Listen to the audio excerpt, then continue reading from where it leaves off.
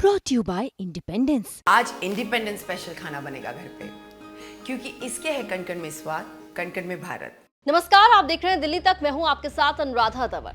सर्दियों के मौसम में दिल्ली में वायु प्रदूषण की वजह से हालात बद से बदतर हो जाते हैं और इन्हीं हालातों को लेकर दिल्ली के पर्यावरण मंत्री गोपाल राय ने केंद्रीय पर्यावरण मंत्री भूपेंद्र यादव को पत्र लिखा है। इस पत्र में दिल्ली के पर्यावरण मंत्री गोपाल राय ने केंद्र सरकार से यह आग्रह किया है कि वो प्रदूषण के सीमा पार स्रोतों से निपटने के लिए दिल्ली और उसके पड़ोसी राज्यों के बीच सहयोग को सुविधाजनक बनाकर सख्त कार्रवाई करें।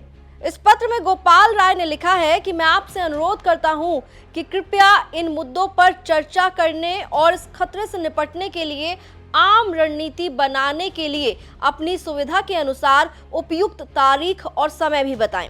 इस चिट्ठी में गोपाल राय ने दिल्ली सरकार की ओर से वायु प्रदूषण को रोकने के लिए, कम करने के लिए जो कदम उठाए गए हैं उनका भी जिक्र किया है। इस पत्र में गोपाल राय ने बताया है कि मुख्यमंत्री अरविंद केजरीवाल की लीडरशिप के अंतर्गत दिल्ली सरकार वायु प्रदूषण को कम करने के लिए कई कदम उठा चुकी है और कई काम कर रही है। उन्होंने बताया कि हम इस सिचुएशन से निपटने के लिए ऑड इवन लागू करते हैं। इसके अलावा इलेक्ट्रिक व्हीकल्स को प्रमोट कर रहे हैं। साथ ही साथ पब्लिक ट्रांसपोर्ट की जो फ्रीक्वेंसी है उसे भी बढ़ाया गया है। इसके अलावा ये भी उनकी ओर से बताया गया कि दिल्ली सरकार ने पटाखों पर बैन भी लगाया है।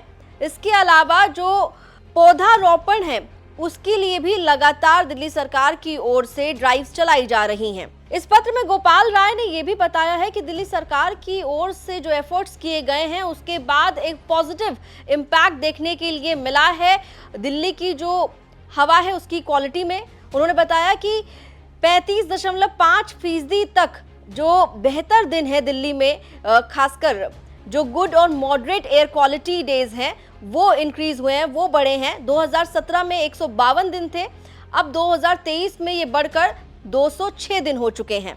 लेकिन इसके साथ ही गोपाल राय ने इस चिट्ठी में ये भी कहा कि नवंबर और दिसंबर वो महीने हैं जब दिल्ली की जो हवा है वो बहुत ज़्यादा प्रदूषण की वजह से खराब हो जाती है और स्टेट गवर्नमेंट यानी कि जो दिल्ली सरकार है उनकी ओर से जो कदम उठाए गए हैं उसके बावजूद भी हवा में प्रदूषण जो है वो बहुत ज़्यादा बढ़ जाता है।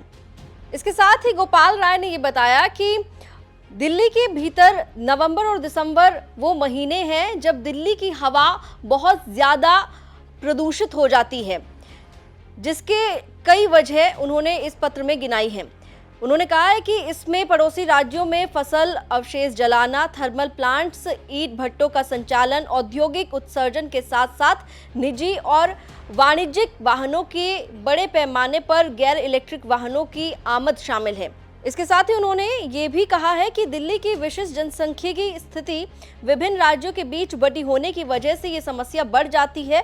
इस चुनौती के पैमाने के लिए दिल्ली के सभी पड़ोसी राज्यों के बीच ज्यादा मजबूत और समन्वित प्रक्रिया की आवश्यकता है। गोपाल राय ने यह भी कहा कि उनका मानना है कि केंद्र सरकार के सहयोग से दिल्ली सरकार द्वारा रखी गई नींव पर निर्माण कर सकते हैं और इस संकट के दीर्घकालिक समाधान की दिशा में काम कर सकते हैं। तो पर्यावरण मंत्री गोपाल राय ने केंद्रीय पर्यावरण मंत्री भूपेंद्र यादव से अपील की है कि दिल्ली के भीतर सर्दियों के मौसम में जिस तरह की एयर क्वालिटी होती है वो बेहद खतरनाक होती है, प्रदूषित होती है और उस स्थिति से निपटने के लिए ज़रूरी है कि दिल्ली के साथ साथ जो पड़ोसी राज्य हैं वो मिलकर एयर पोल्यूशन से, वायु प्रदूषण से निपटने के लिए काम करें। फिलहाल देखना होगा कि गोपाल राय के इस पत्र पर केंद्र की ओर से क्या जवाब आता है। दिल्ली से जुड़ी हुई तमाम खबरों के लिए आप देखते रहिए दिल्ली तक।